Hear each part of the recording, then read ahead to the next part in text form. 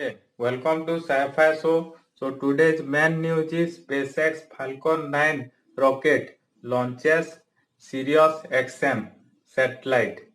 It is from Sam, Boca Chica, Texas, where the prototype SN8 burst exploded.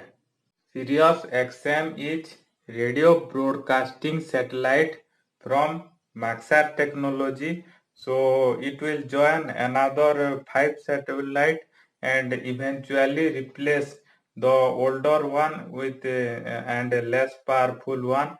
So Sirius XM 7 synchronized with Earth rotation and it is above 22,300 mile above. So what it synchronize means when it is same about the rotation of Earth means let's say it is an Earth and it is moving.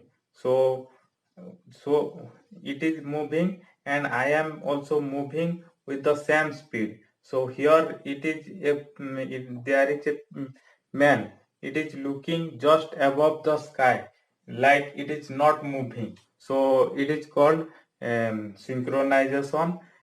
So what is the benefit of synchronization with Earth? It is you don't have to track where the satellite is. It is like our home DTH direct to home.